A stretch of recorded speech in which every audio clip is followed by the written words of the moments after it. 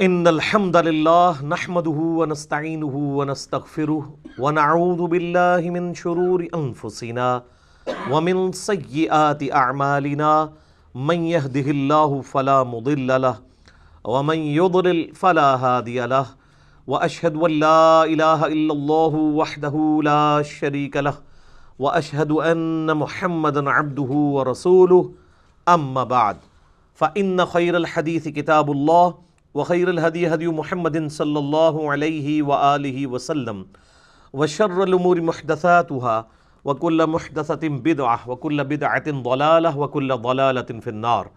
اعوذ باللہ السمیع العلیم من الشیطان الرجیم من ہمزہ ونفخہ ونفثہ بسم اللہ الرحمن الرحیم۔ رب اشرح لی صدری ویسر لی امری واحلل عقدۃ من لسانی یفقہوا قولی۔ بسم اللہ الرحمن الرحیم۔ ان اللہ وملائکتہ یصلون علی النبی یا ایہا الذین آمنوا صلوا علیہ وسلموا تسلیما۔ اللہم صل علی محمد وعلی آل محمد کما صلیت علی ابراہیم وعلی آل ابراہیم انک حمید مجید۔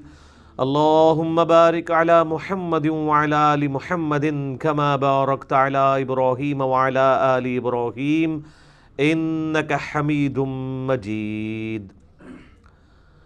اللہم ربنا آتنا فی الدنیا حسنۃ وفی الآخرۃ حسنۃ وقنا عذاب النار۔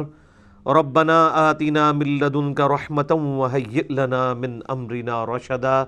لا الہ الا انت سبحانک انی کنت من الظالمین۔ حسبنا اللہ ونعم الوکیل ولا حول ولا قوة الا باللہ العلی العظیم۔ یا حی یا قیوم برحمتک استغیث اصلح لی شأنی کلہ ولا تکلنی الی نفسی طرفۃ عین آمین۔ الحمدللہ آج 31 مارچ 2019 کو سنڈے کے دن قرآن کلاس نمبر 319 میں ہم سورۃ التغابن انشاءاللہ تعالی کور کریں گے۔ سورہ التغابن بھی مدنی سورت ہے اور اس کا مرکزی ٹاپک ایمانیات ہے۔ آپ کو پتہ ہے کہ قرآن حکیم میں 2/3 قرآن جو ہے وہ مکی قرآن ہے اور اس کا مرکزی ٹاپک جو ہے عقیدہ توحید اور عقیدہ آخرت ہے، اور اس میں اللہ تعالیٰ کی ذات کے حوالے سے بھی دلائل ذکر ہوئے ہیں، چونکہ عقیدہ توحید کے اعتبار سے مکی قرآن کے اندر ڈسکشن ہوئی، اور اسی کو ہم کہتے ہیں علم العقائد، یعنی عقیدے بنیادی کون سے ہیں۔ مسلمانوں کے 3 عقائد ہیں، عقیدہ توحید، عقیدہ آخرت اور عقیدہ رسالت۔ عقیدہ رسالت کا اس اعتبار سے تو مکی صورتوں میں ذکر ہوا کہ وقت کے پیغمبروں کے ماننے والوں کو اللہ تعالیٰ نے بچا لیا اور مخالفین کو تباہ و برباد کیا، لیکن جو عقیدہ رسالت سے ریلیٹڈ شریعت ہے وہ مدنی صورتوں کے اندر ہے، سورہ البقرہ کے اندر، سورہ النساء کے اندر، سورۃ المائدہ کے اندر۔ لیکن یہ ایک ایسی مدنی صورت ہے کہ جس کا جو پورے کا پورا مزاج ہے وہ مکی صورتوں والا ہے، بلکہ ڈاکٹر اسرار صاحب جو کہ اس فیلڈ کے ایکسپرٹ تھے وہ اکثر فرمایا کرتے تھے کہ پورے مکی قرآن کا خلاصہ جو ہے نا وہ سورہ التغابن کی یہ 18 آیات ہیں، پورے مکی قرآن 2/3 قرآن کا خلاصہ۔ اب یہ صورت اپنے مزاج کے اعتبار سے بالکل مکی صورت ہے۔ مکی صورتوں کا مزاج ہوتا ہے عقیدہ توحید اور آخرت کے اعتبار سے، اور یعنی التذکیر بالموت کے مر کے تمہیں اللہ کے حضور پیش ہونا ہے، اپنے اعمال کا جواب دہ ہونا ہے، یہ مرکزی ٹاپک ہوتا ہے مکی صورتوں کا۔ اور مدنی صورتوں کے اندر عموماً جو سوشل ایشوز ہیں مسلمانوں کے، شریعت سے ریلیٹڈ ہوں، آئلی زندگی سے ریلیٹڈ ہوں، ان کو ڈسکس کیا جاتا ہے۔ لیکن آپ اس صورت کے اندر دیکھیں گے آپ کو سارا مکی مزاج نظر آئے گا، عقیدہ توحید کے اعتبار سے، عقیدہ آخرت کے اعتبار سے اور عقیدہ رسالت کے اعتبار سے بھی۔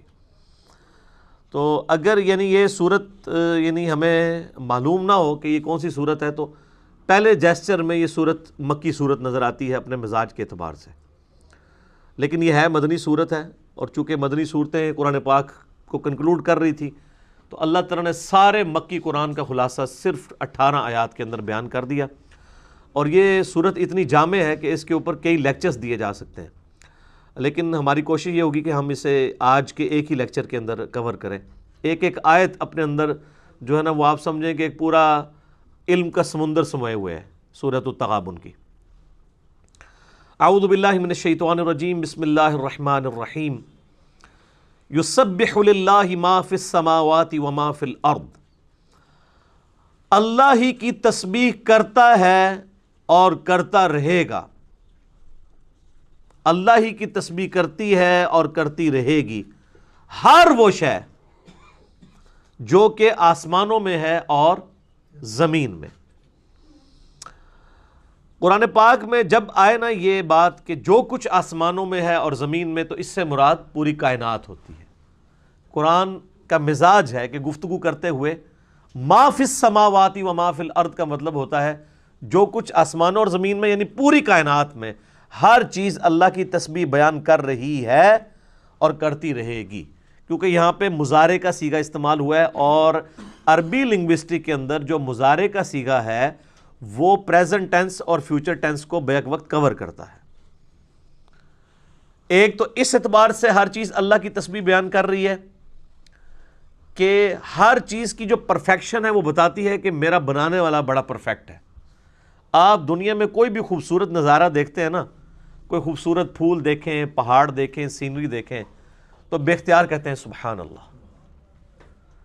اس کا کیا مطلب ہوتا ہے کہ یہ چیز خوبصورت نہیں ہے، یہ چیز بے عیب نہیں ہے، بلکہ بے عیب وہ ہے جس نے اتنی زبردست چیز بنائی ہے.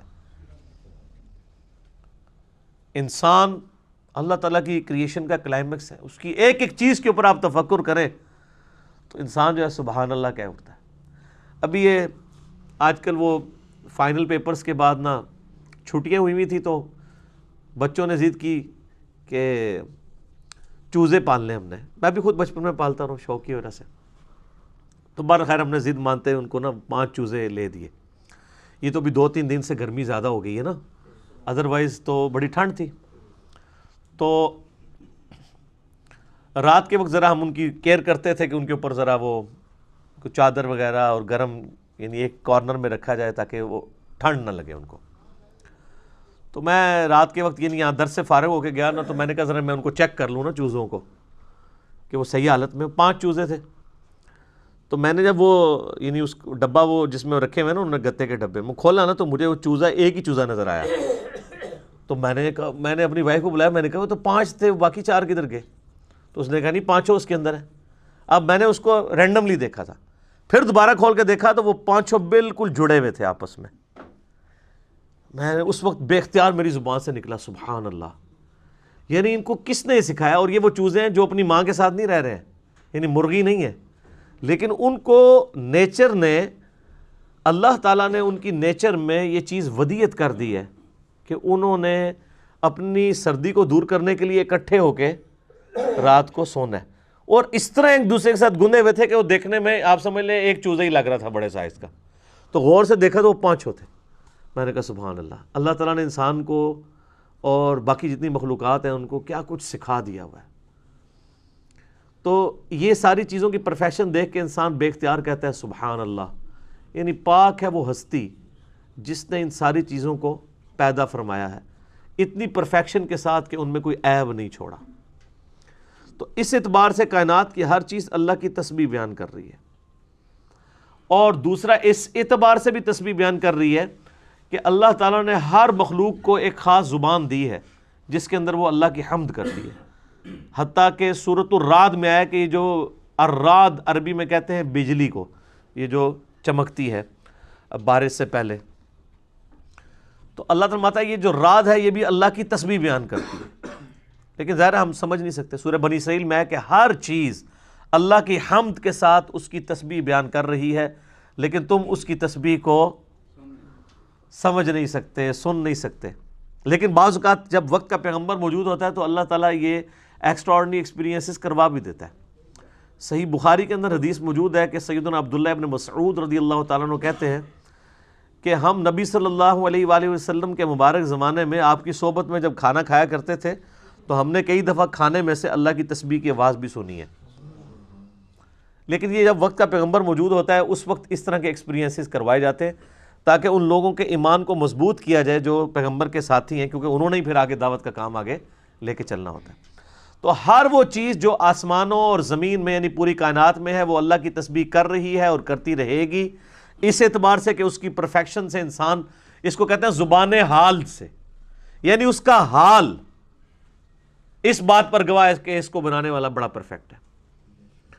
تو زبان حال سے بھی اور زبان قال سے بھی، قال کہتے ہیں بولنے کو، تو جو لوگ زبان قال سے اللہ کی تعریف نہیں کر رہے ہیں، زبان حال سے تو وہ بھی اللہ کی تعریف کر ہی رہے ہیں۔ سائنٹسٹ اسے سپریم بینگ کہہ دیں، مدر نیچر کہہ دیں، سپر نیچرل ایجنسی کہہ دیں، وہ اللہ کی تعریف تو کر ہی رہے ہیں۔ لہ الملک ولہ الحمد وہو علی کل شیء قدیر، بادشاہت بھی اس کے لیے ہے اور حمد بھی اس کے لیے ہے اور وہ ہر چیز کے اوپر قادر ہے۔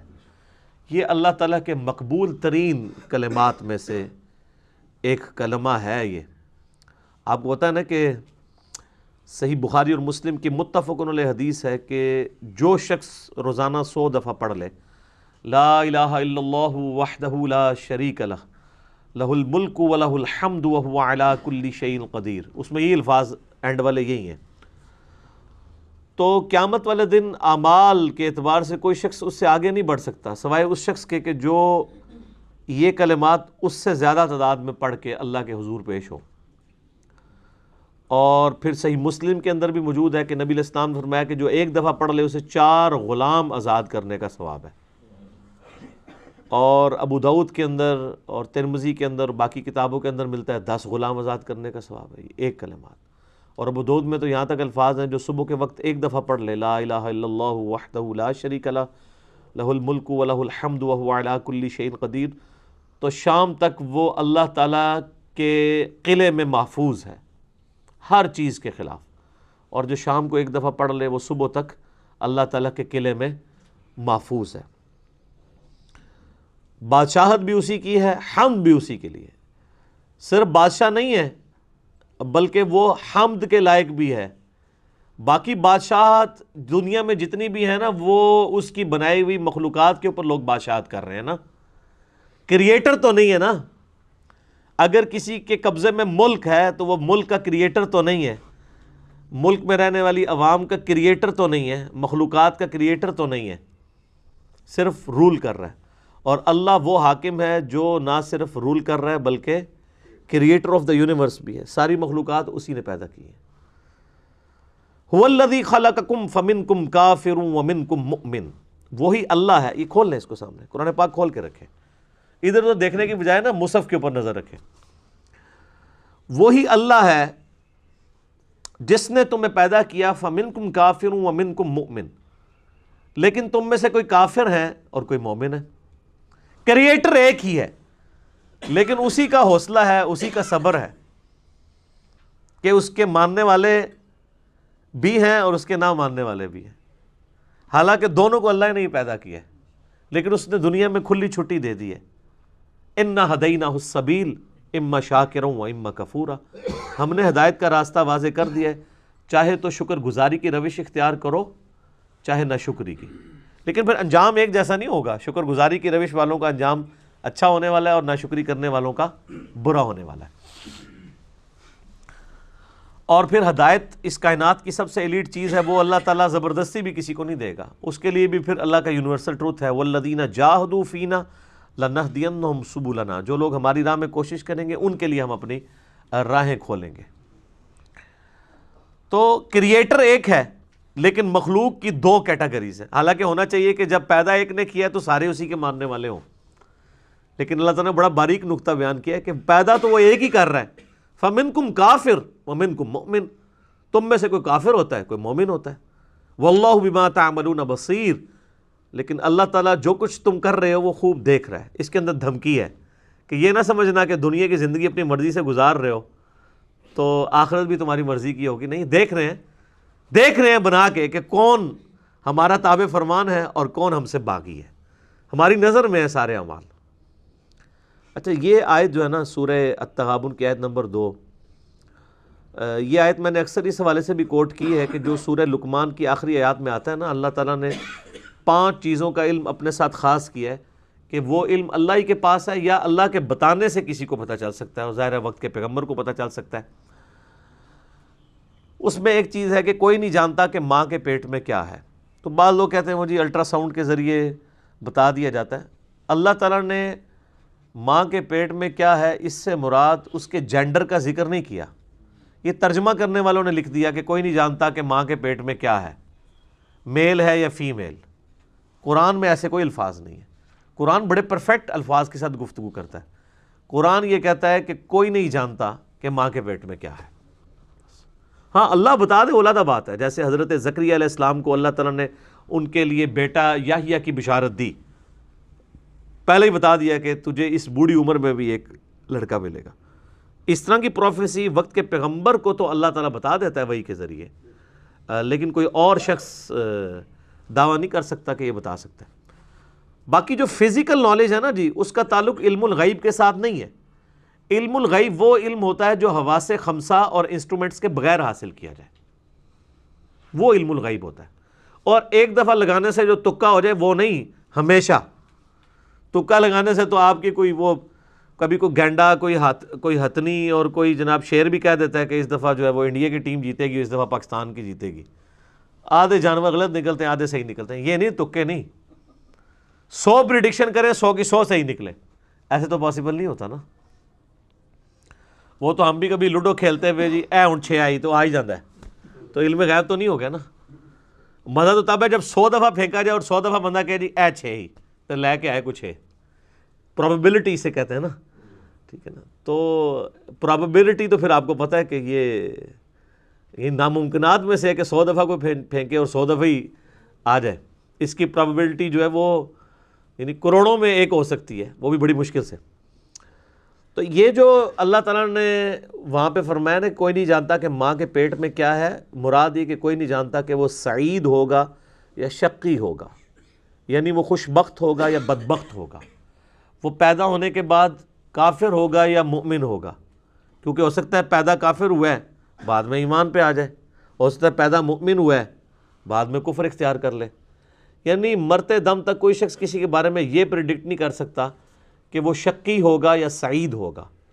شقی عربی میں کہتے ہیں بدبخت کو، سعید کہتے ہیں خوش بخت کو، آخرت کے پوائنٹ آف ویو سے، یعنی ایمان والا ہوگا یا کافر ہوگا۔ تو یہاں پہ بھی میں نے پھر سپورٹ میں یہ آیت پیش کی تھی، فَمِنْكُمْ كَافِرٌ وَمِنْكُمْ مُؤْمِنٌ، پیدا وہ کرتا ہے لیکن کوئی کافر ہوتا ہے کوئی مومن، کوئی شخص نہیں بتا سکتا کہ یہاں سے جو پیدا ہوگا وہ کیا ہوگا۔ ورنہ تو آپ دیکھیں نا خالد ابن ولید کو تو پیدائش کے بعد بھی کسی نے نہیں جج کیا تھا کہ اس نے مسلمان ہو کے رومن اور پرشین امپائر الٹ دینی ہے۔ نبی علیہ السلام کی دعوت کے بعد 19 سال تک خالد ابن ولید رضی اللہ تعالیٰ عنہ وعلیہ السلام، یعنی دعوت کے بعد بھی نبی علیہ السلام کی دعوت نبوت کرنے کے بعد بھی 19 سال تک کفر پہ رہے ہیں، اسلام نہیں انہوں نے قبول کیا، پھر اللہ نے ہدایت دے دی۔ اس وقت تو لوگ کنکلوڈ کر بیٹھے ہوں گے کہ اس نے تو کفر کی موت ہی مرنا ہے، نعوذ باللہ، یہ اللہ جانتا ہے۔ تو یہاں تقدیر مراد ہے۔ اور دوسرا اگر کوئی فزیکل نالج ہے تو واقعی کوئی آج بھی نہیں بتا سکتا کہ ماں کے پیٹ میں کیا ہے، جب تک فزیکلی، ایک فزیکل علم جو ہوتا ہے نا انسٹرومنٹ کے ذریعے آپ حاصل کرتے ہیں، وہ علم الغیب نہیں ہوتا، وہ تو فزیکل نالج ہوتا ہے۔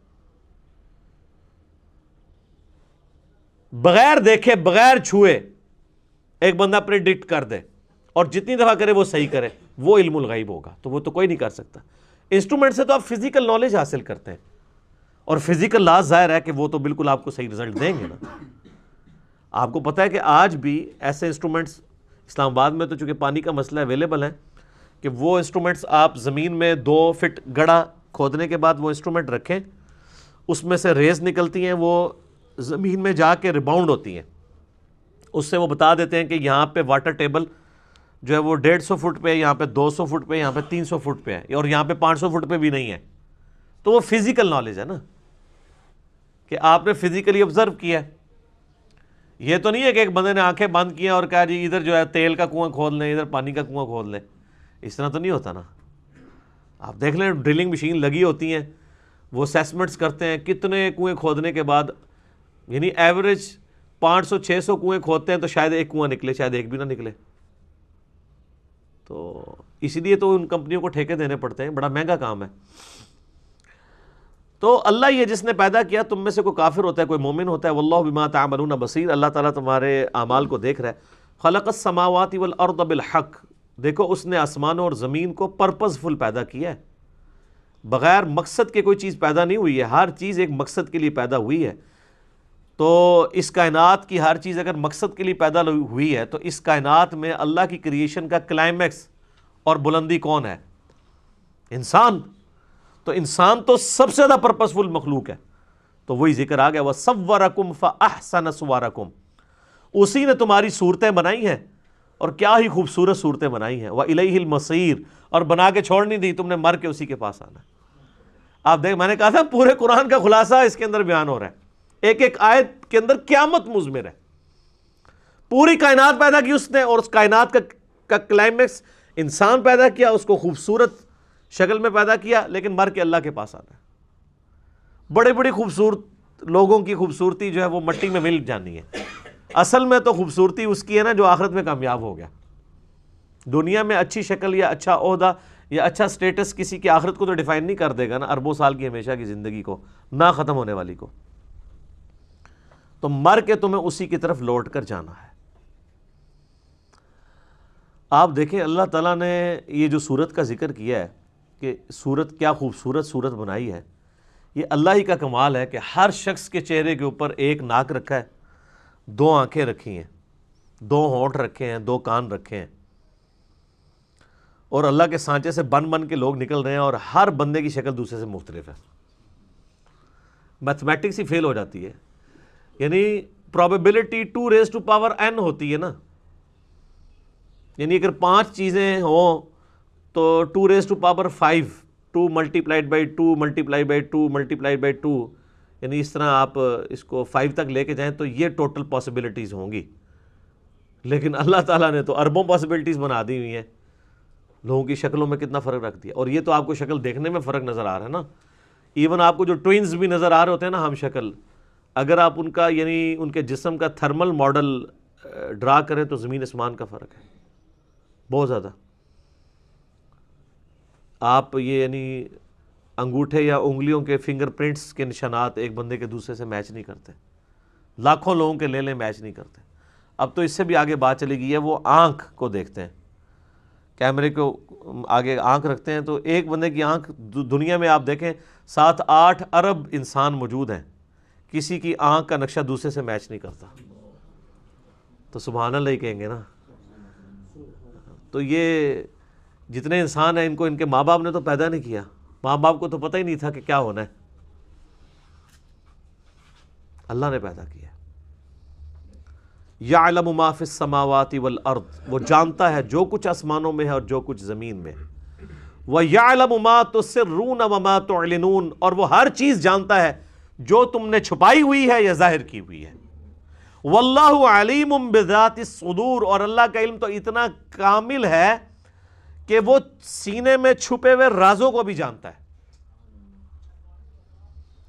ایک تو چیز ہے جو آپ نے ویسے چھپائی ہوئی ہے، وہاں تک تو پھر بھی کوئی پہنچ جائے گا، لیکن جو آپ کے سینے کے اندر راز چھپے ہوئے ہیں، جو تحت شعور کے اندر باتیں انسان کے جو دماغ میں پلاننگ ہے، وہاں تو کوئی نہیں پہنچ سکتا نا۔ آپ کا دماغ کیا سوچ رہا ہے، کون پہنچ سکتا ہے؟ انسان جتنی مرضی یہ اسیسمنٹ والی مشینیں بنا لے، جب تک انٹرویو نہ کیا جائے اس وقت تک آپ کسی رزلٹ پہ نہیں پہنچ سکتے۔ مشینیں آپ کو یہ تو بتا سکتی ہیں، یعنی وہ ریڈیشنز کے ٹکراؤ کی وجہ سے، کہ یہ شخص جو کچھ بول رہا ہے اس کے ساتھ اس کا دماغ میچ کر رہا ہے کہ نہیں، لیکن جب تک وہ بولے گا نہیں تو آپ کو پتہ کیسے چلے گا؟ بولنا تو انسان نہیں ہے نا۔ لیکن کوئی مشین آپ کو یہ نہیں بتا سکتی کہ آپ سوچ رہے کیا ہیں، آپ کے دماغ میں کیا چل رہا ہے۔ یہ ضرور ہوتا ہے کہ انسان کے یعنی ہارمونز ہیں، انسان یعنی اپنے فیس ایکسپریشن سے بھی پتہ چل جاتا ہے۔ یعنی میں جب گفتگو کر رہا ہوں، کسی کا چہرہ لٹک جاتا ہے، کسی کا خوش ہو جاتا ہے، تو مجھے بھی پتہ چل جاتا ہے کہ اس کو یہ بات بری لگی ہے، اچھی لگی ہے۔ لیکن اس کے بعد وہ چہرہ لٹکنے سے مجھے یہ نہیں پتہ چلے گا کہ اس وقت اس کے دماغ میں کیا چل رہا ہے۔ 10 بندوں کے چہرے لٹکے ہیں تو 10 مختلف وجوہات کے اوپر لٹکے ہوں گے۔ یا وجہ ایک ہوگی لیکن 10 کے دماغ میں مختلف باتیں چل رہی ہوں گی، وہ کوئی نہیں ریڈ کر سکتا۔ تو یہ مشینیں بھی جھوٹ پکڑتی ہیں، وہ صرف یہ پکڑتی ہیں کہ میں اگر بول رہا ہوں نا تو وہ میرے دماغ اور میری زبان آپس میں میچ کر رہی نہیں، وہ میرے ایکسپریشنز کے ذریعے وہ اس کو ریڈ کرتی ہے۔ یہ کوئی مشین ریڈ نہیں کر سکتی کہ اس کے دماغ کے اندر کیا ہے یا یہ کیا سوچ رہا ہے، جب تک میں بول کے کوئی بات نہ کر دوں۔ لیکن اللہ تعالیٰ کے لیے یہ بھی چیز کہ وہ سینے کے چھپے ہوئے رازوں کو بھی جانتا ہے۔ یہی وجہ ہے کہ قیامت والے دن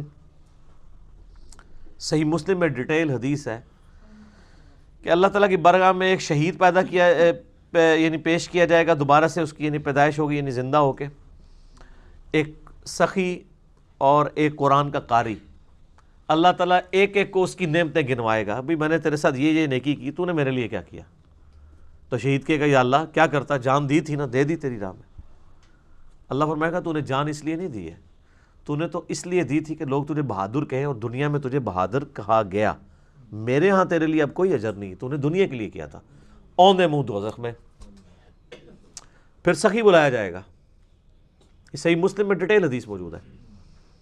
اللہ فرمائے گا تو نے کیا کیا، اتنی دولت تجھے دی تھی، کہ یا اللہ میں نے اتنا کچھ خرچ کیا، اتنا کچھ خرچ کیا، مسجدیں بنوائیں، میرے تو لاکھوں لوگ میرے دسترخوان سے روزانہ کھانا کھاتے تھے، اور بلکہ میں نے تو مسجد کے اندر وضو خانے، ٹوائلٹس بنوائے، اور کئی جگہ پہ تو اپنے نام کی تختی بھی لگوائی کہ یہ میں نے کام کرایا، پھر بھی تمہیں یقین نہیں آتا کہ میں اتنا کچھ تیری راج خرچ کیتا ہے، یہ بریکٹس میں، یعنی اتنی میں نے۔ اللہ تعالیٰ فرمائے گا تم نے اسی لیے کیا تھا کہ لوگ تمہیں کہیں کہ بڑا یہ سخی ہے، تو تمہیں دنیا میں اجر مل چکا ہے، جس کام کے لیے تم نے کیا تھا نا، دنیا نے تمہاری بڑی تعریف کی ہے، میرے ہاں کوئی اب تمہارے لیے اجر نہیں ہے، اوندا منہ کر کے دوزخ میں۔ پھر ایک قرآن کے عالم کو بلایا جائے گا کہ تجھے میں نے قرآن کا علم دیا تھا، تو نے کیا کیا؟ کہے گا یا اللہ میں نے اتنی خدمت کی، میں نے اتنے مدرسے کھولے، میرے اتنے شاگرد تھے، میں نے اتنی دفعہ محفل قرات کروائی، یہ ہوا سب کچھ۔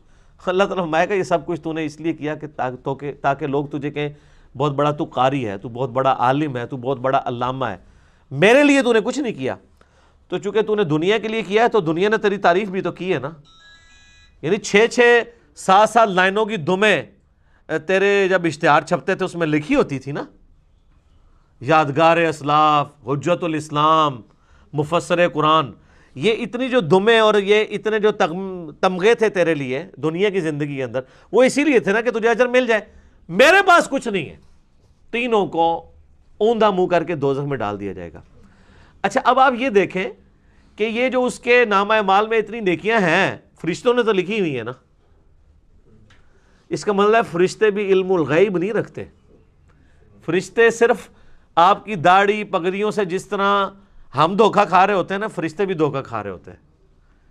آپ نے نماز پڑھی ہے کس نیت سے پڑھی ہے، آپ نے صدقہ کس نیت سے کیا، فرشتے اس کو جج نہیں کر سکتے۔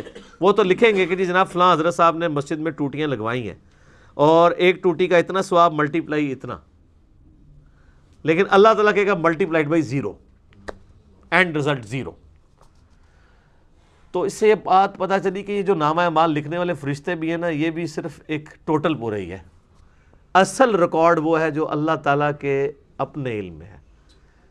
واللہ علیم بذات الصدور، اور اللہ تعالیٰ خوب جانتا ہے جو تمہارے سینوں میں بھی چھپی ہوئی باتیں۔ نیک عمل بھی کس نیت سے کیا تھا وہ اس کو بھی جانتا ہے، نیک عمل بھی برباد کر دے گا اگر اس کے لیے نیت نہیں تھی تو۔ الم یاتکم نبأ الذین کفروا من قبل، کیا تمہارے پاس کافروں کے بارے میں خبریں نہیں آئی ہیں قرآن کے اندر نازل ہو کے؟ فذاقوا وبال امرہم ولہم عذاب علیم، پس انہوں نے چکھ لیا اپنے کیے ہوئے کرتوتوں کا وبال، اور آخرت میں تو ان کے لیے دردناک عذاب ہے۔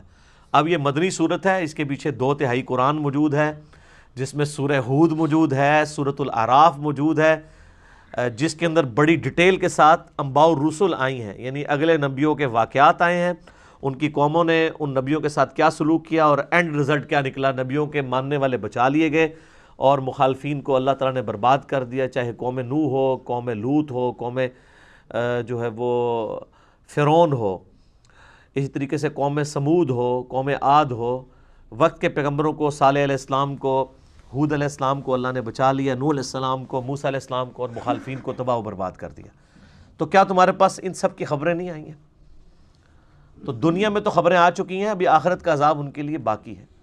ذالک بأنہ کانت تأتیہم رسلہم بالبینات، ان کے ساتھ یہ اس لیے ہوا کہ ان کے رسول بھی ان کے پاس روشن دلائل کے ساتھ آئے تھے، معجزات لے کر، اللہ تعالیٰ کی طرف سے روشن دلائل، ایک تو معجزات کی شکل میں، دوسرا یہ فزیکل فینومینا آف نیچر، جو میں کہتا ہوں جی کائنات کے اندر ہر چیز معجزہ ہے، لیکن ہم ان معجزوں کے عادی ہو چکے ہیں۔ سر مردے کا زندہ ہونا یہ چھوٹا معجزہ ہے، انڈے میں سے چوزے کا نکلنا یہ بڑا معجزہ ہے، لیکن انڈے میں سے چوزہ نکلنے کے معجزے کے ہم عادی ہو چکے ہیں، اس لیے ہمیں یہ چھوٹا لگتا ہے، اور مردے کا زندہ ہونا چونکہ ہم نے یہ آبزرو نہیں کیا، ہم کہتے ہیں یہ بڑا معجزہ ہے۔ یار مردہ تو وہی مردہ ہے نا جو مرا ہوا وہی زندہ ہو گیا، لیکن انڈے اور چوزے کا کوئی تعلق ہی نہیں بنتا۔ انڈے کو ذرا توڑ کے دیکھ لیں، کوئی چوزہ ہے اس کے اندر؟ ایک لیسدار مادہ ہے، وہ ہم پکا کے کھاتے ہیں۔ آپ مجھے ایمانداری سے بتائیں، اگر کوئی ایسا شخص ہو جسے یہ نہ پتا ہو کہ چوزہ انڈے میں سے بنتا ہے، اور آپ اسے انڈا دیں، اس کے اس میں سے چوزہ نکلتا ہے، وہ توڑ کے دیکھے، وہ کبھی مان ہی نہیں سکتا کہ اس لیسدار مادے سے اتنا خوبصورت چوزہ بن کے نکل سکتا ہے، وہ کہے گا تم جھوٹ بول رہے ہو۔ لیکن ہم چونکہ اس کے عادی ہو چکے ہیں، اس لیے ہمیں یہ معجزہ نہیں لگتا۔ ایک بیج کا 6 ارب گنا بڑا درخت بن جانا مٹی میں بو کے، یہ بہت بڑا معجزہ ہے۔ یہ مردہ زندہ ہونے سے بڑا معجزہ ہے، اور مردہ تو وہی لیٹا ہوا ہے نا، وہی زندہ ہو گیا، یہ چھوٹی بات ہے۔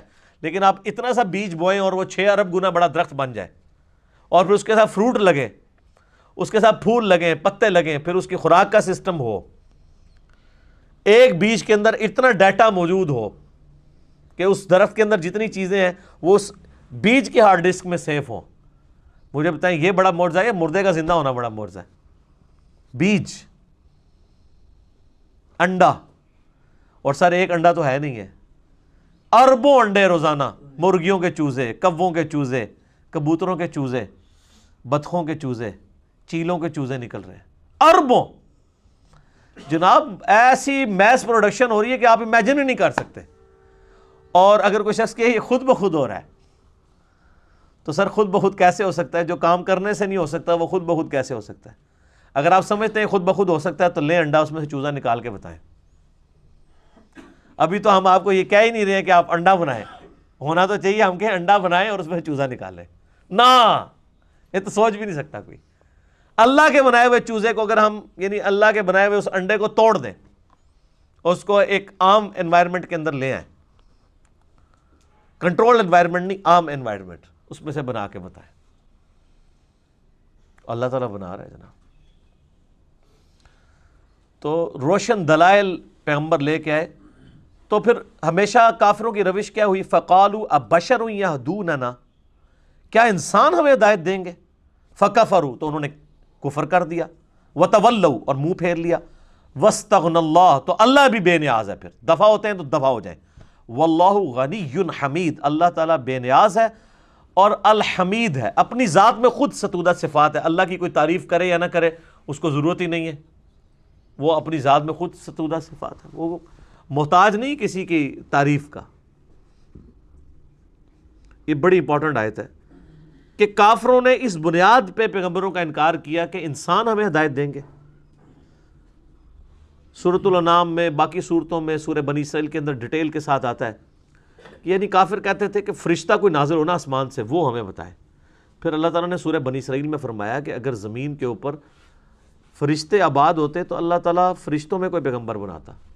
اب انسان ہے تو انسانوں میں سے پیغمبر آئے گا، اور میں آپ کو وثوق سے کہتا ہوں اگر کوئی فرشتہ پیغمبر بن کے آتا نا تو انہوں نے کہنا تھا یہ فرشتے کے پیغمبر ہونے کا ہمیں کیا فائدہ ہے؟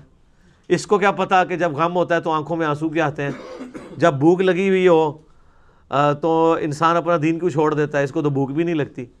وہی گل آٹا گوندنے ہلدی کیوں ہے، یعنی لیم ایکسکیوزز تو بندہ ڈیوائز کر دیتا ہے نا، آٹا گوندنے کے لیے ہلنا تو پڑے گا نا۔ تو آئیڈیل تو ماڈل یہی تھا کہ انسان ہی رول ماڈل بنتے، اسی لیے انسانوں میں اللہ تعالیٰ نے پیغمبروں کو بھیجا۔ تو اللہ تعالیٰ فرماتا ہے یہ ان کا ایک بہانہ ہوتا تھا کہ ایک انسان ہے یہ ہمیں ہدایت دے گا، فکفروا، تو انکار کر دیتے تھے۔ اس سے یہ بات پتہ چلی کہ اتنی بات تو کافروں کو بھی سمجھ تھی کہ پیغمبر انسان ہے، جو آج ہمیں مسلمانوں کو سمجھانی پڑتی ہے۔ حالانکہ اس آیت کے جواب میں یہ ہونا چاہیے تھا کہ اللہ تعالیٰ کہتا کہ کتنے پاگل تھے، ان کو نظر نہیں آتا تھا یہ تو فرشتے تھے جو پیغمبر تھے، انسان تو ہے ہی نہیں تھے۔ لیکن اللہ نے ان کی بات کو انڈورس کیا کہ یہ ان کا دعویٰ تو صحیح ہے کہ انسان آئے ہیں، لیکن اس کی ریزن سورہ بنی اسرائیل میں بتائی، اس لیے کہ زمین پہ انسان آباد ہیں، اس لیے انسانوں میں سے پیغمبر آئے گا۔ اور اس میں الفاظ ہیں اگر فرشتے آباد ہوتے تو فرشتوں میں پیغمبر آتا۔ اسی آیت کے کانٹیکسٹ میں نے 4 لیکچر صرف یہاں پہ قرآن کلاس کے دیے تھے، مسئلہ 131 ABCD، کرامات، معجزات، استدراج، علوین کے اوپر، وہ انہی آیات کے کانٹیکسٹ میں تھا، اور اس میں میں نے یہ نور بشر والا مسئلہ اور یہ سارے مسئلے بیان کیے تھے۔ اچھا، یہ تصویر کا ایک رخ ہے کہ کافر اس لیے انکار کرتے تھے کہ یہ تو ہماری طرح کا انسان ہے، یہ ہمیں کیسے ہدایت دے گا۔ اور اس تصویر کا ایک دوسرا رخ ہے کہ مسلمان جو کہ پیغمبروں کے ماننے والے ہیں، انہوں نے بھی پھر بشریت کا انکار کر دیا۔ انہوں نے کہا اس نے تو ہمیں ہدایت دی ہے، یہ تو اللہ کا بڑا پہنچا ہوا ہے، یہ انسان کیسے ہو سکتا ہے؟ ایک ہی بیماری 2 شکلوں میں ظاہر ہوئی ہے۔ کافر میں اس شکل سے ظاہر ہوئی کہ انسان ہے، ہماری طرح کا انسان ہے، حالانکہ وہ دیکھنے میں اسپیشیز میں ان کی طرح کا تھا نا، مرتبے میں تو ان کی طرح کا نہیں تھا، اس پہ وہی نازل ہوتی تھی۔ تو انہوں نے کہا کہ ہم نے اس کو ماننا ہی نہیں ہے جو انسان ہے، اور جنہوں نے مان لیا انہوں نے کہا اگر آپ اس کو مانا ہے تو اسے کم از کم خدا کے درجے پہ تو فائز ہونا چاہیے نا، اتنی پہنچی ہستی ہے تو چلو خدا کا بیٹا ہی بنا لو۔ عیسیٰ ابن مریم کو کہہ دیا اللہ کا بیٹا، اور اسی کی بگڑی ہوئی شکل پھر ہمارے مسلمانوں کے اندر بھی آنا شروع ہو گئی۔ اور انہوں نے کہا کہ بھئی نبی علیہ السلام انسان تو خاکی مخلوق ہے، نبی کو اگر ہم انسان مان لیں گے تو نبی کی توہین ہو جائے گی، تو نبی کو نور ماننا چاہیے۔ حالانکہ ان کو پتہ ہی نہیں ہے کہ انسان جو ہے وہ فرشتے سے بھی افضل ہے۔ نبی علیہ السلام کی افضلیت نور ہونے میں نہیں ہے، بشر ہونے میں ہے۔ قرآن پاک میں اللہ تعالیٰ فرماتا ہے نا سورہ حجر کے اندر کہ انسانوں کو ہم نے مٹی سے پیدا کیا اور جنات کو آگ کے ساتھ پیدا کیا۔ اسی کانٹیکسٹ میں صحیح مسلم میں ایک حدیث ہے کہ اللہ تعالیٰ نے جنوں کو آگ سے، انسانوں کو مٹی سے، اور فرشتوں کو نور سے پیدا کیا۔ تو اب انسان جو ہے اگر وہ اللہ کا تابع فرمان ہو تو فرشتے سے افضل ہے۔ تو انسان کی خوبی انسانیت میں نہ کہ فرشتہ ہونے میں، ہاں بشرطے کہ تابع فرمان ہو۔ ہے فرشتے سے بہتر انسان بننا، مگر اس میں لگتی ہے محنت زیادہ۔ بلکہ میں تو اکثر کہتا ہوں کہ انسان کے پاس تو وہ دولت ہے جو حضرت جبرائیل علیہ السلام کے پاس بھی نہیں ہے۔ جبرائیل علیہ السلام نے اگر اللہ کو مانا ہے نا تو اس لیے کہ ان میں انکار کی گنجائش ہی کوئی نہیں ہے۔ ان کے پاس ماننے کے سوا کوئی چارہ تھا؟ قرآن پاک میں ہے کہ فرشتے تو اللہ کی حکم عدولی کر ہی نہیں سکتے۔ مزہ تو تب یہ ہے کہ آپ کے پاس اختیار بھی ہو انکار کرنے کا، تب بھی آپ اللہ کو مانیں، اور یہ وہ دولت ہے جو انسان کے پاس ہے جو جبرائیل کے پاس بھی نہیں ہے۔ آپ مجھے بتائیں، ایک وہ شخص جس کے پاس یہ اختیار تھا کہ چاہتا تو خدا کو مانتا، چاہے انکار کر دیتا، لیکن پھر بھی اس نے اپنی ساری دنیاوی سرکمسٹانسز میں، ساری تکالیف کے باوجود اس نے اپنا تعلق خدا کے ساتھ مضبوط رکھا۔ یہ بڑا کارنامہ ہے، یا یہ بڑا کارنامہ ہے کہ کسی کے پاس اللہ کو انکار کرنے کی گنجائش ہی نہیں تھی اور وہ اللہ کے ساتھ جڑا رہا۔ ظاہر ہے کہ انسان کے پاس جو دولت ہے، جو آپ کے پاس ول کی پاور ہے کہ آپ چوائس کر سکتے ہیں، یہ بہت بڑی دولت ہے۔ تو مسلمانوں نے کہا کہ نہیں یہ اوپر کرو جی، تو اللہ تعالیٰ نے اس بیماری کا ذکر کر دیا تھا کہ انکار کرتے ہیں اس بنیاد کے اوپر۔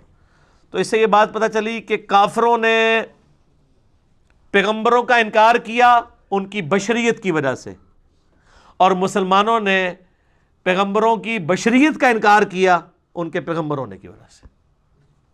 دیکھا ایک ہی بیماری کی 2 شکلیں۔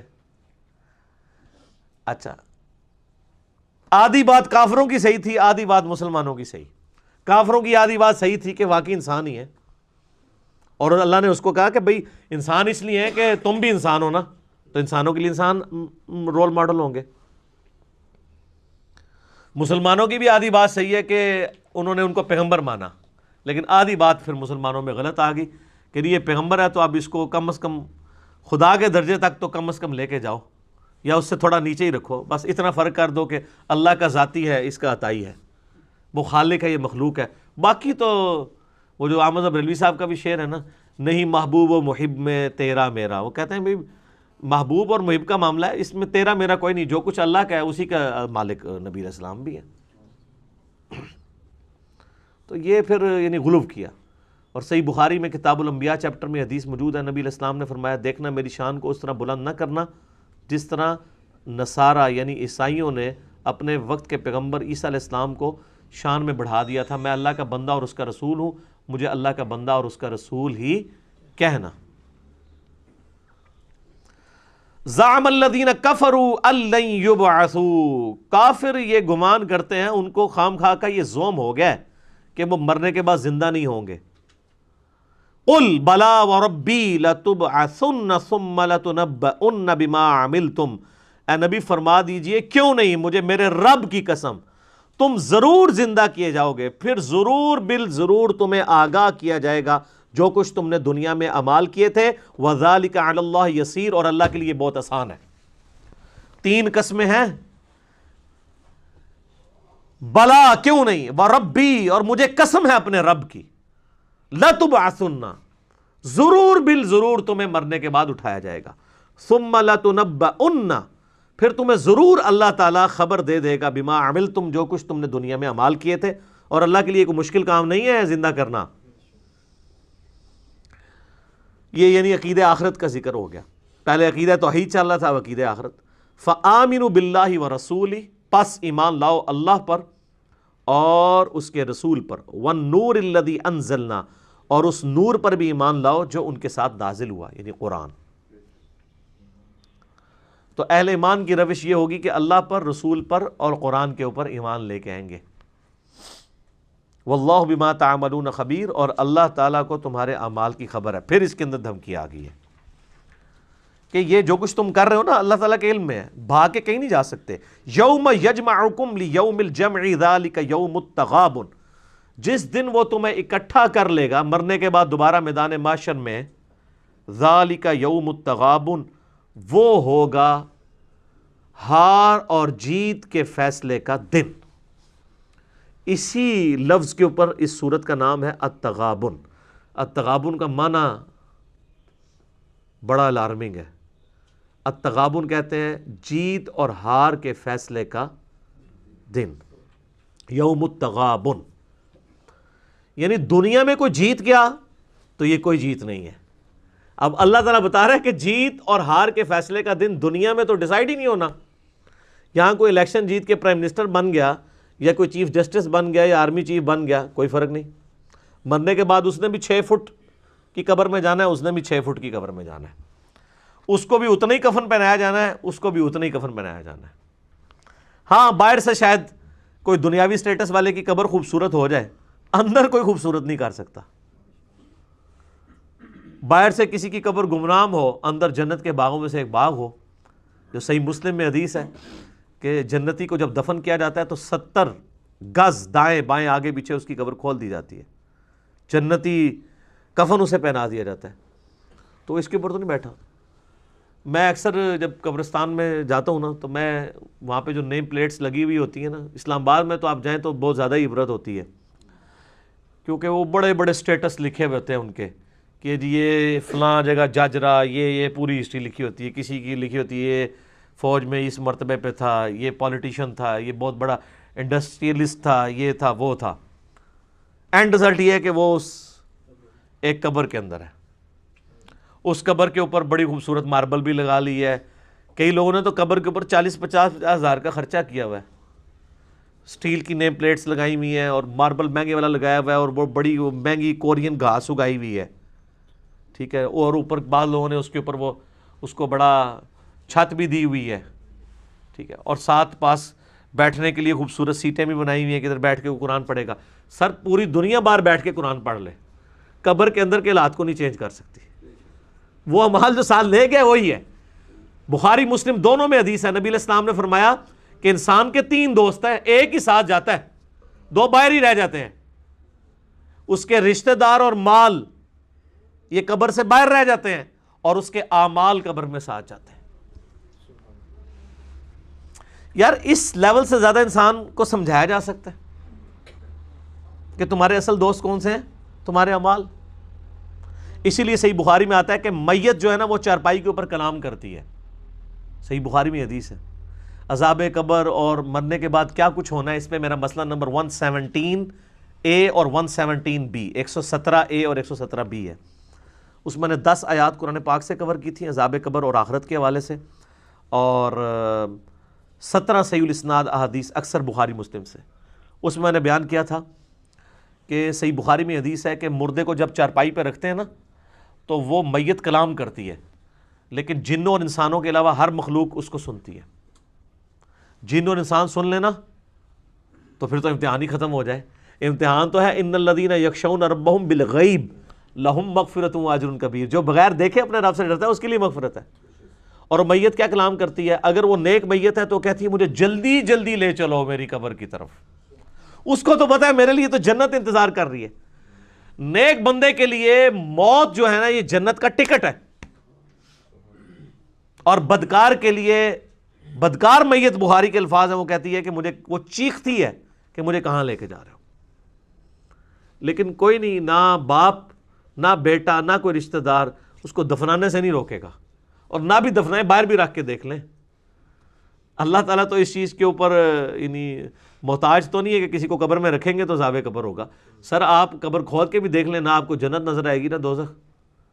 وہ اس فریم آف ریفرنس کی چیزیں ہی ہیں، وہ اللہ تعالیٰ نے غیب کے پردے میں رکھی ہوئی ہیں۔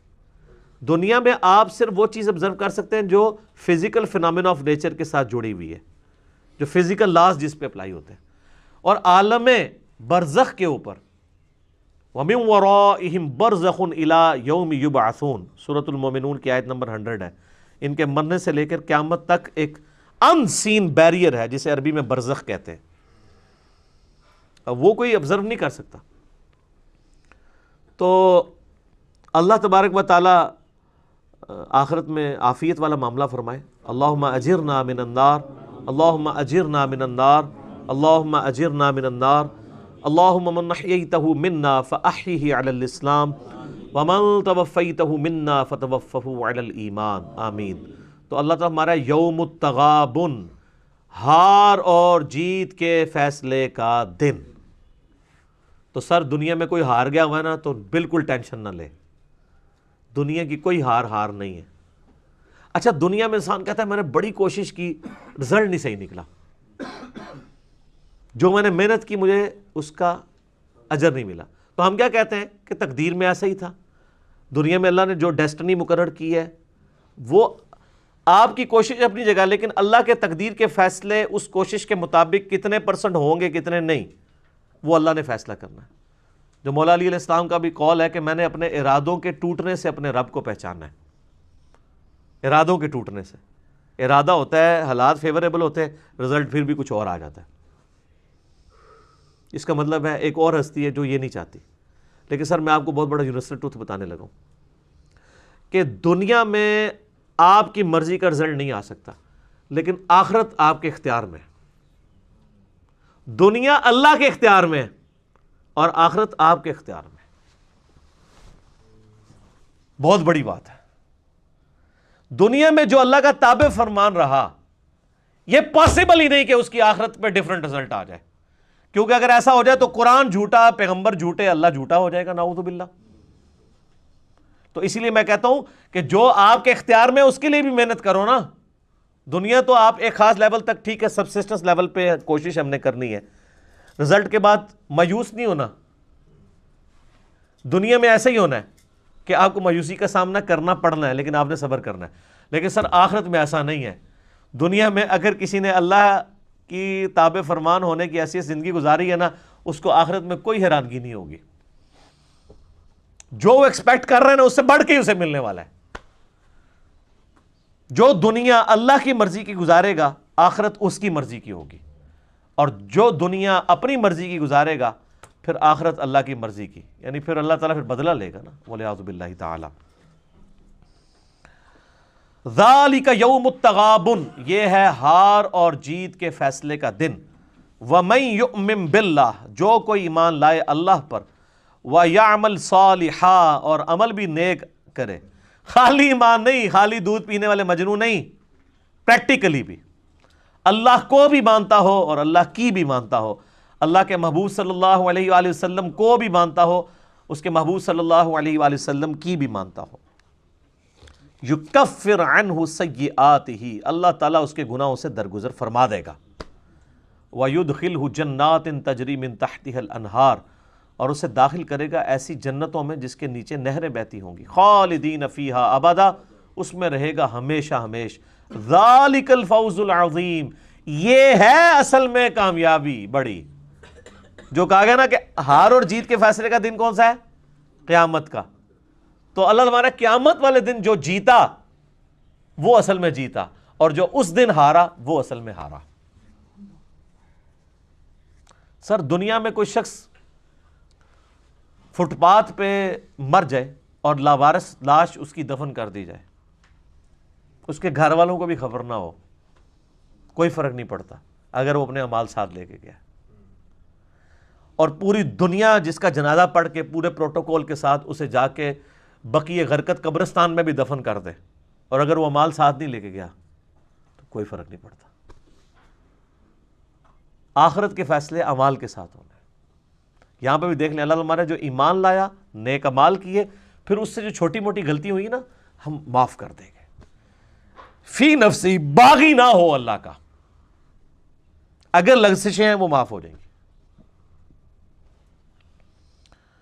والذین کفروا، جو لوگ کفر کریں گے، وکذبوا بآیاتنا، اور ہماری آیات کو جھٹلا دیں گے، اولئک اصحاب النار، وہ ہوں گے دوست کی، خالدین فیہا، اس میں رہیں گے ہمیشہ، وبئس المصیر، اور کیا ہی بری جگہ ہوگی، والعیاذ باللہ تعالی۔ اللہم اجرنا من النار، اللہم اجرنا من النار، اللہم اجرنا من النار، آمین۔ اللہ تعالیٰ ہمارا جو ہماری آیات سے کفر کریں گے اور انکار کریں گے اور جھٹلا دیں گے۔ کفر ایک ہوتا ہے اعتقادی کفر، جو ہم میں سے کوئی بھی نہیں کرتا، عقیدے میں ہم مانتے ہیں اللہ رسول کو۔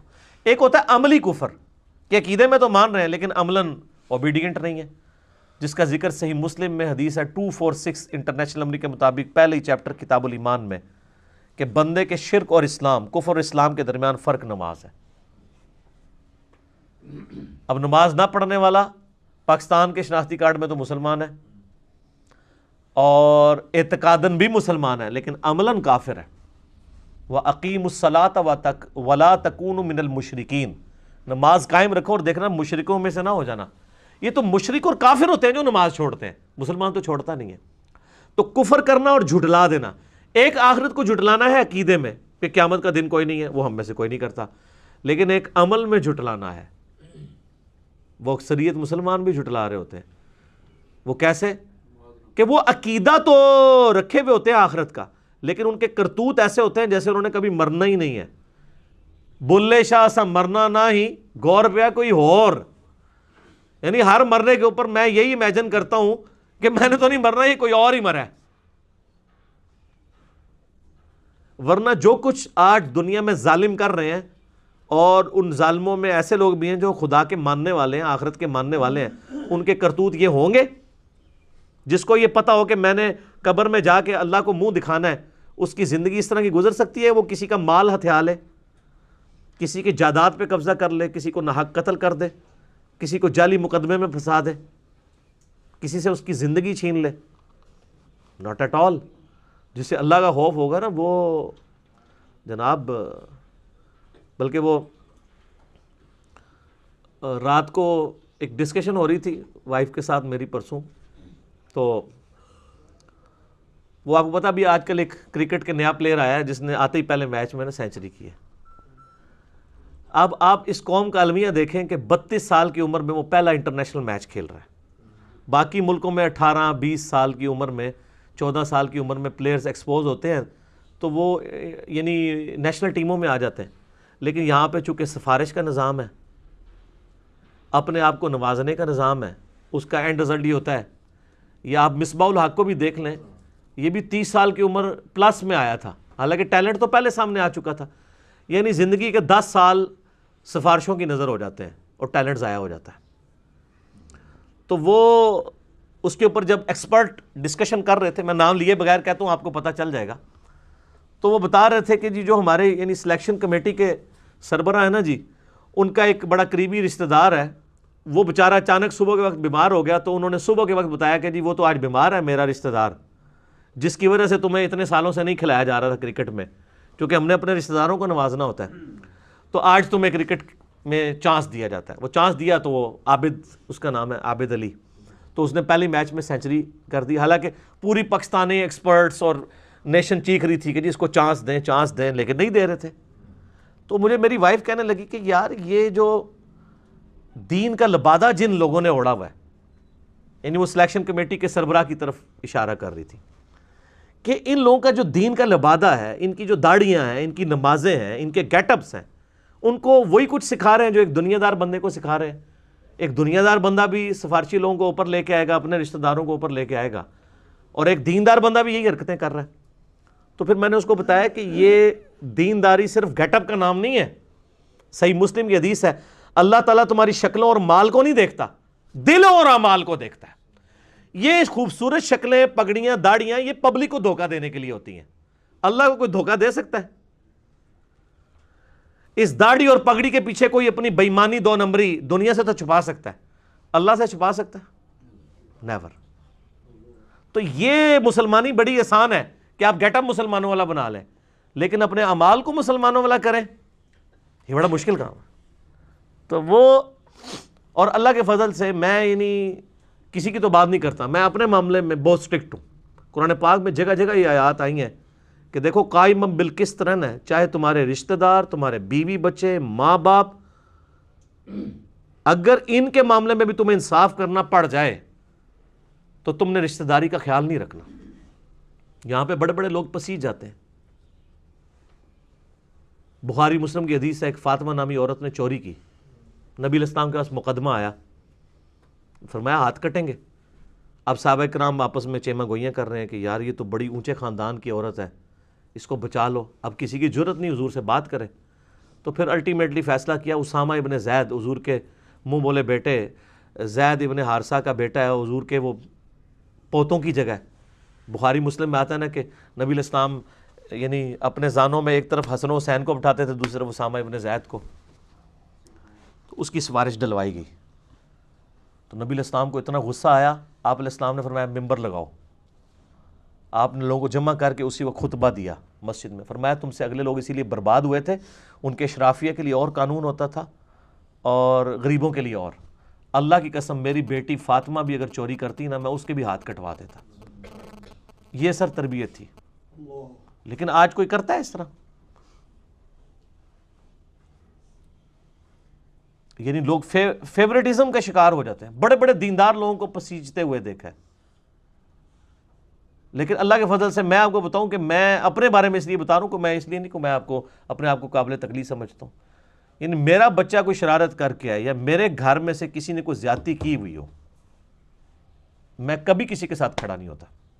اور میری وائف کا اکثر جھگڑا میرے ساتھ اسی معاملے میں رہتا ہے کہ ہمیشہ ہر معاملے پہ آپ مجھے ٹوکتے ہیں. میں نے کہا اس لیے کہ میں تو انصاف کی بات کروں گا. حالانکہ ہمیشہ کہ وہ چند ایک موقعوں پہ ہوتا ہے جو 100 جگہ پہ سپورٹ کی ہوتی صحیح بات پہ پھر بھول جاتی ہے نا. 1-2 باتوں میں کہا جاتا ہے کہ یہ تم نے زیادتی کی ہے فلاں بندے کے بارے میں کامنٹس کر کے یا فلاں بندے کے بارے میں کہہ کے. تو ہم سے کوئی بندہ فیور نہ اس حوالے سے چاہے. اور یہی معاملہ دین کے اندر بھی ہے. آپ دیکھیں ہم کسی بھی مولوی کو، کسی بھی فرقے کو کوئی فیور دینے کے لیے تیار نہیں ہے. اسی لیے آپ دیکھ لیں لیکچرز میرے اپلوڈ ہوتے ہیں نا، تو ایک لیکچر کے نیچے بعض لوگوں نے گالیاں لکھی ہوتی ہیں، بعض نے تعریفی کلمات. اور جب دوسرا لیکچر ان کے مطلب کا اپلوڈ ہوتا ہے تو جنہوں نے گالیاں لکھی ہوتی ہیں وہ کہتے ہیں آج تے نے گال صحیح کی تھی ہے، آج بات اس نے ٹھیک کی ہے.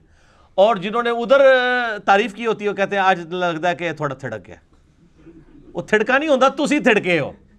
یعنی کوئی بات سنیوں کی فیور کی ہو جائے گی، سنی کہیں گے جی ماشاءاللہ، شیعہ کہیں گے جی آج یہ ہٹ گیا. اور جب کوئی شیعہ کی فیور کی بات ہوگی تو وہ کہیں گے جناب یہ سنی کہیں گے تو یہ تو آج ان کے ساتھ لگ گیا، ہم سے ہٹ گیا. ہم کسی کے ساتھ نہیں لگے ہوئے سر. اور کنوں کاٹ لو، بلکہ ایک کنا جو تھوئیں کاٹ لو اپنے، یہ کسی کے ساتھ کوئی فیور والا معاملہ نہیں ہے. قائم بالقسط رہنے کا تقاضا یہ ہے کہ آپ کسی کو کوئی فیور نہ دیں. ما اصاب من مصیبت الا باذن اللہ، کوئی بھی مصیبت نہیں آتی تمہاری جان کے اوپر مگر اللہ کے اذن سے. یہ اللہ تعالیٰ نے ایک کیٹاگوریکل یونیورسل ٹروتھ بتا دیا ہے کہ مصیبت آئے گی، یہ تو ہو ہی نہیں سکتا کہ میں تمہیں آزماؤں نہ. آزمانے کے بعد ہی تو پتہ چلنا ہے کہ کون میرا ہے اور کون میرا نہیں ہے.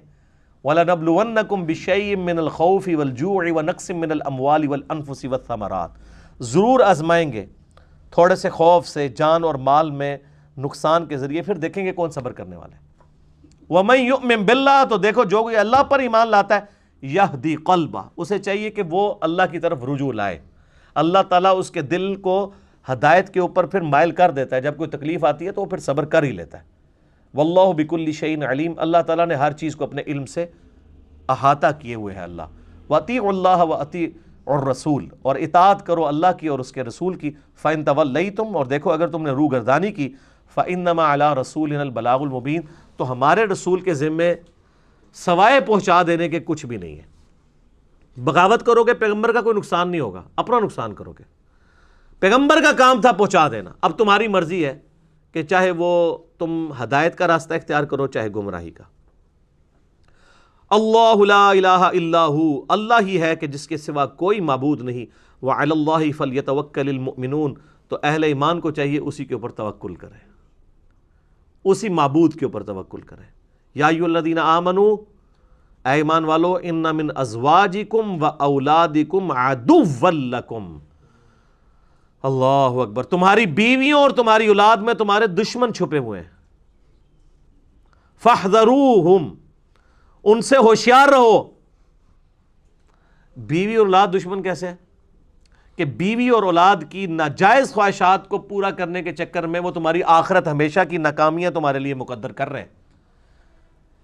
یعنی کئی لوگ ہیں، مطلب میرے اپنے جاننے والے ایسے لوگ ہیں جو خود منہ سے بول کے کہتے ہیں کہ جی ہم نے تو، یعنی میری وائف نے مجھے بتایا کہ جی وہ فلاں عورت تو کہتی ہے کہ ہم نے تو اپنے خاوند کو بتایا چاہے حرام کما چاہے حلال کما، ہماری ضرورتیں پوری کر. تو ایسے خاوند تو وہی کہہ رہے ہوتے ہیں کہ رزق حلال کمانا بھی تو عبادت ہے نا. یہ جتنے رزق حلال کمانا کہہ رہے ہوتے ہیں نا، اکثر حرام ہی کما رہے ہوتے ہیں اور عبادت بھی کہہ رہے ہوتے ہیں اسے. کہتے ہیں یہ بھی تو عبادت ہے نا جی. تو اللہ تعالیٰ ہمارا تمہاری بیویوں اور اولاد میں دشمن چھپے ہیں، یعنی بیوی اور اولاد کی محبت انسان کو، بیویوں اور اولاد کی محبت انسان کو اللہ سے غافل نہ کر دے. یعنی وہ فتنہ ہے، آزمائش ہے. عربی والا فتنہ ہے، پنجابی والا نہیں، آزمائش ہے. اس آزمائش میں تم نے ظاہر ٹیسٹ تو اسی طریقے سے ہی ہونا ہے نا. اب ان کو چھوڑ کے بھی تو نہیں جا سکتے نا. وہ غامدی صاحب اکثر کہتے ہیں نا کہ یہ تو اسی طریقے سے ہے کہ کسی کو کمرہ امتحان میں بٹھائیں اور وہ پیپر دیے بغیر ہی کمرہ امتحان چھوڑ کے بھاگ جائے تو فیل ہوگا. تو اس طرح آپ نے رہنا تو بھی بچوں کے ساتھ ہی ہے نا، ان کو چھوڑ کے تو نہیں جانا، فیل ہی ہو جائیں گے نا. یہ آپ کا ٹیسٹ ہے کہ آپ نے ان کے بھی حقوق پورے کرنے اور اللہ کے حقوق کو بھی جو ہے وہ وائلیٹ نہیں کرنا. وَإِن تَعْفُوا، اگر تم عفو درگزر سے کام لوگے، وَتَصْفَحُوا وَتَغْفِرُوا فَإِنَّ اللَّهَ غَفُورٌ رَحِيمٌ، اور ڈھیل سے کام لو اور بخش دو تو بے شک اللہ تعالیٰ بھی بخشنے والا مہربان ہے. یعنی لٹھ لے کے مگر نہ پی جاؤ بیوی بچیاں دے بھی. یہ بتایا جا رہا ہے کہ بیوی بچوں کی اصلاح کرو. قُوا أَنفُسِكُمْ وَأَهْلِيكُمْ نارا بھی آیا نا کہ اے ایمان والو اپنے آپ کو اور اپنی گھر والوں کو دوزخ کی آگ سے بچاؤ جس کا ایندھن آدمی اور پتھر ہے.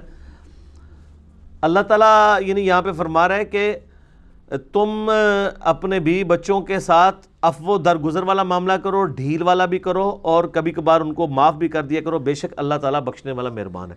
قیامت مضمر ہے جی اس آیت کے اندر. یہ بعض جو پرورٹڈ قسم کی نیچر کے لوگ ہوتے ہیں نا، مذہبی، وہ ہر ٹائم ڈنڈا اٹھا کے بیوی بچوں کے سر کے اوپر رہتے ہیں، ان کو نیک بنانے کی فکر میں. ہر معاملے میں ہر وقت آپ کسی کے ساتھ زبردستی نہیں کر سکتے. بعض اوقات آپ کا کام ہے کہ آپ کسی کی غلطی دیکھیں نا تو اس کو سنی انسنی کر دیں. ہمارے اندر بھی کئی خامیاں موجود ہیں، تو اگر ہمارے بیوی بچوں میں کسی معاملے میں کوئی خامی آئے، ایک دو دفعہ سمجھایا، پھر اس کے باوجود انہوں نے کیا، ایک دو دفعہ آپ اگنور بھی کرتے ہیں. اگر آپ بالکل ہر وقت تیار بیٹھے ہوں گے کیمرہ لگا کے، پھر نیگیٹو سائیکالوجی ڈیولپ ہو جائے گی. اور یہی اللہ تعالیٰ فرما رہا ہے کہ بیویاں اور اولاد تمہارے دشمن ہیں اس میں چھپے ہوئے، لیکن عفو درگزر کرو، ڈھیل بھی دیا کرو اور کبھی کبھار معاف بھی کر دیا کرو. دیکھو اللہ بھی تو بخشنے والا مہربان ہے نا. دعوت و تبلیغ کا کام کرنا ہے لیکن لٹھ لے کے مگر نہیں ہونا, ڈنڈا چک کے نہیں پیچھے پڑ جانا آپ نے, اور یہ معاملہ کرنا چاہیے. میں خود بھی اپنے بچوں کے ساتھ کسی بات سے ان کو منع کرتا ہوں نا, تو کبھی ان کو پھر میں ان کی پٹائی بھی کرتا ہوں, اور کبھی وہی بات کرتے ہوئے دیکھ بھی لوں نا تو میں صرف نظر کرتا ہوں, لیکن صرف نظر کرتے ہوئے یہ بھی ان کو ریلائز کر دیتا ہوں, کروا دیتا ہوں کہ میں نے دیکھا ہے لیکن اس دفعہ چھوڑ دیا, تو یہ پھر ڈیٹرنس ہو جاتی ہے. یعنی بڑے ٹیکنیکل طریقے سے معاملات کو لے کے چلنا, اور یہ کچھ میں اپنے اکیڈمی کے بھائیوں کے ساتھ بھی کرتا ہوں, یہ بھی مجھے بہت تنگ کرتے ہیں, تو کبھی تو بہت کھچائی کرتا ہوں اور کبھی درگزر بھی کر دیتا ہوں. مینیجریل پوائنٹ آف ویو سے یہ چیزیں کرنا ضروری ہوتی ہیں, ہر وقت ہر چیز کی بال کی کھال نہیں اتارنی ہوتی, ادروائز آپ معاملات کو لے کے نہیں چل سکتے. بعض اوقات آپ نے ڈائریکٹلی بھی کسی کی اصلاح کرنی ہوتی ہے, بعض اوقات انڈائریکٹلی بھی کرنی ہوتی ہے, اور بعض اوقات اس معاملے کو صرف نظر بھی کر دینا. لیکن اس کے لیے آپ کو انالیسس کرنا چاہیے کہ اس وقت اس چیز کی کتنی امپورٹنس ہے. کیا اس طرح کے معاملات میں مجھے ڈھیل دینے سے میرے معاملات چل جائیں گے, دعوت کو کوئی نقصان تو نہیں ہوگا, تو ٹھیک ہے. اب بعض اوقات ہمیں کریٹیکلی ایک چیزیں چاہیے ہوتی ہیں کہ یار یہ میں فرانس سے کہتا ہوں یار یہ کلپ تو آج اپلوڈ ہونا, جیسے ابھی یہ 22 رجب کے کنڈے آئے تھے تو میں نے اس کو فون کر کے کہا کہ بھئی یہ تو میں نے آج رات کو کرنا ہی کرنا ہے. کئی بار میں اس کو کہتا ہوں 2-3 دن لیٹ بھی ہو جاتا ہے, مجھے پتہ ہے کوئی فرق نہیں پڑتا, تو ڈیل والا معاملہ بھی ہو جاتا ہے. لیکن جب جہاں پہ نہیں ہوتا وہاں پہ پھر کھچائی والا معاملہ بھی ہوتا ہے کہ یار یہ تو اس کے اوپر تو ڈیلے ہم برداشت نہیں کر سکتے. اسی طرح عثمان بھائی کے ساتھ بھی ہو جاتا ہے. میں نے کبھی نہیں ان کو پوچھا سموسے لیٹ کیوں ہے, کیونکہ ہونے نہیں دیتے. مجھے پتہ ہے مجھ سے زیادہ کانشیس ہوتے ہیں. اپنے مطلب کی چیزیں نہیں انسان لیٹ ہونے دیتا. مطلب تو ہے کہ وہ میرے والے مطلب والی چیز ہے کہ جی بھئی ابھی میں نے یہ بات بتائی تھی یار, یہ وہ ٹینکی چیک کی تھی, پانی بھرا ہوا تھا کہ نہیں, بندے وضو کر رہے ہیں تو پانی ختم ہو گیا, تو پھر کیا کریں گے. تو اس طرح کے معاملات کے اوپر نا آپ کو بعض اوقات ڈھیل دینی پڑتی ہے, بعض اوقات کھچائی کرنی پڑتی ہے, بعض اوقات بالکل سنی کرنی پڑتی ہے, تب آپ معاملات کو لے کے چل سکتے ہیں. یہی رول ایک یعنی مینیجر کا ہے, اور یہی رول ایک گھر میں ایک باپ کی حیثیت سے آپ کو کرنا ہے. انما اموالکم واولادکم فتنہ, تمہاری مال اور اولاد تمہارے لیے فتنہ ہے, اس کے سوا کچھ نہیں ہے. فتنہ یہ پنجابی والا نہیں سر, یہ سمجھیے گا, فتنہ کا مطلب ہے آزمائش, کہ اس سے جان نہیں چھڑا سکتے. مال کے ذریعے اللہ آزمائے گا, کسی کو دے کے آزمائے گا کہ میری راہ میں خرچ کرتا ہے یا نہیں, اور کسی سے لے کے آزمائے گا کہ وہ صبر کرتا ہے کہ نہیں. اور اولاد بھی آزمائش ہے, کسی کی اولاد تابع فرمان ہوگی وہ بھی اس کے لیے ایک نعمت تو ہے, اور اگر نافرمان ہو جاتی ہے تو وہ اس کے لیے آزمائش بن جائے گی. اور اس اعتبار سے تو آزمائش ہے کہ اس کا آپ نے نان و نفقہ پورا کرنا ہے, ٹھیک ہے, رہائش کا بندوبست کھانے پینے کا کرنا ہے, اس اعتبار سے آزمائش ہے. یہ فتنہ عربی والا ہے. واللہ عندہ اجر عظیم, اور اللہ کے ہاں بہت بڑا اجر ہے تمہارے لیے. یعنی اسی آزمائش میں کامیاب ہوگے تو اجر ملے گا. یعنی جو بیوی بچوں کی پرورش صحیح کرے گا وہی اجر پائے گا, اس سے جان نہیں چھڑا سکتے آپ. وہ بخاری مسلم کی بڑی مشہور حدیث ہے نا, 3 اصحاب نبی علیہ السلام کی غیر موجودگی میں آئے, حضور نہیں تھے, تو بیویوں سے پردے میں بات کی کہ نبی علیہ السلام کتنے روزے رکھتے ہیں, کتنی نماز پڑھتے ہیں. تو وہ اس میں الفاظ ہیں حدیث کے کہ انہوں نے نبی علیہ السلام کی عبادت کو ہلکا جانا. پھر انہوں نے آپس میں کہا یار حضور کو تو زیادہ پھر نمازیں پڑھنے کی ویسے بھی ضرورت تو کوئی نہیں نا, بخشائے ہیں. تو ایک نے کہا کہ میں روزانہ پوری رات نماز پڑھا کروں گا, سوؤں گا ہی نہیں. دوسرے نے کہا میں روزانہ روزہ رکھوں گا. تیسرے نے کہا کہ یار میں شادی نہیں کروں گا, بیوی بچوں کا جھنجھٹ پالنا, اس کی بجائے میں اللہ ہی پوری زندگی کروں گا. یہ بات کر کے وہاں سے چلے گئے, اور نبی علیہ السلام جب شام کو تشریف لائے تو آپ کے گھر والوں نے آپ کو بتایا کہ اس طرح آپ کے 3 بڑے لاڈلے چہیتے آئے تھے, تو وہ جاتے جاتے یہ ماشاءاللہ نیتیں فرما کے گئے ہیں, مدنی نیتیں. تو نبی علیہ السلام نے فرمایا کہ بلاؤ ان کو, تینوں کو بلوایا گیا. یہ حدیث بخاری میں بھی ہے, مسلم میں بھی ہے, نکاح والے چیپٹر کے اندر. آپ نے فرمایا اللہ کی قسم میں تم سے زیادہ اللہ کا تقوی رکھتا ہوں, زیادہ نیکوکار ہوں, اور میں رات کو اٹھ کو نفلی عبادت کرتا بھی ہوں اور رات کو سوتا بھی ہوں, اور میں روزانہ روزہ نہیں رکھتا, کبھی رکھ لیتا ہوں کبھی چھوڑ دیتا ہوں, اور میں نے اتنی بیویاں کی ہوئی ہیں. النکاح سنتی فمن رغب عن سنتی فلیس منی, نکاح میری سنت ہے, جس نے میری سنت سے اعراض کیا اس کا مجھ سے کوئی تعلق نہیں ہے. یعنی اسلام جو ہے وہ سوشل سسٹم کو، عائلی نظام کو، خاندانی نظام کو سپورٹ کرتا ہے. روزانہ نماز نہیں پڑھنی، رات پوری جاگ کے صرف فرض ہی پورے کرنے ہیں، نفلی بات جس کی مرضی کر لے، جس کی مرضی نہ کرے.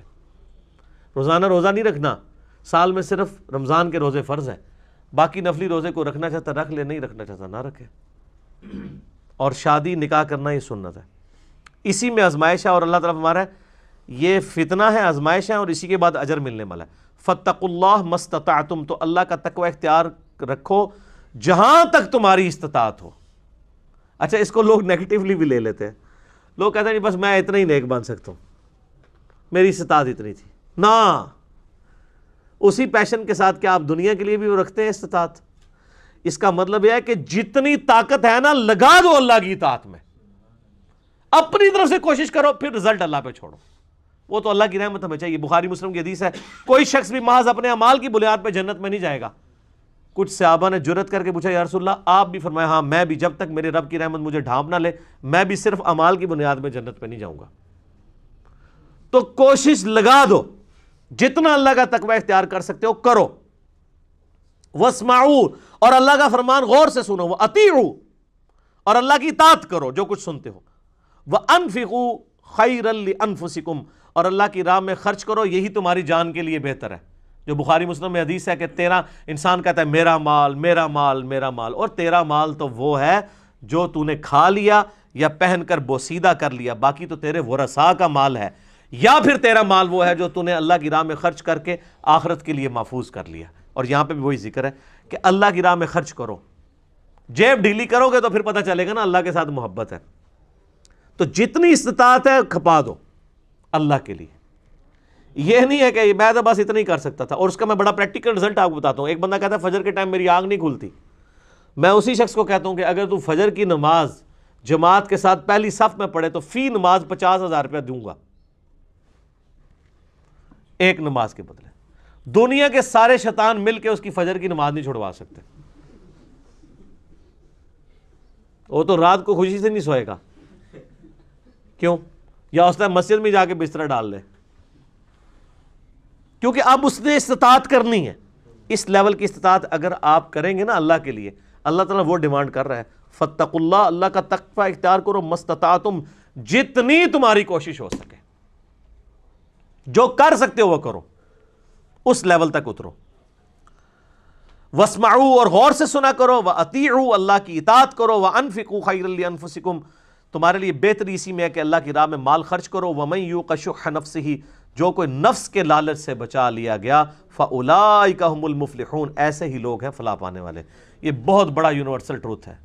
ومن یوق شح نفسہ فاولئک هم المفلحون، جو نفس کے لالچ سے بچا لیا گیا وہ کامیاب ہو گیا. نفس کا لالچ، جان مال ہر چیز اس کے اندر آ جاتی، نفس کے لیے انسان کر رہا ہوتا ہے. اللہ تعالیٰ ہمارا سب سے بڑا کامیاب شخص وہ ہے جو نفس کے لالچ سے بچا لیا جائے. اسی سے لوگ باہر نہیں نکل پاتے. ان تقرضوا اللہ قرضا حسنا، اگر تم اللہ کو قرض حسنا دو گے.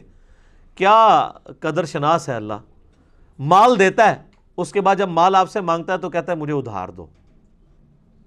حالانکہ انسان کو تو کہنا چاہیے اللہ ہے ہی تیرا، لیکن اللہ تعالیٰ کہنا نہیں، میں ادھار سمجھ رہا ہوں اور میں کیا کروں گا، یضاعف لکم، میں کئی گنا بڑھا کر تمہیں لوٹاؤں گا.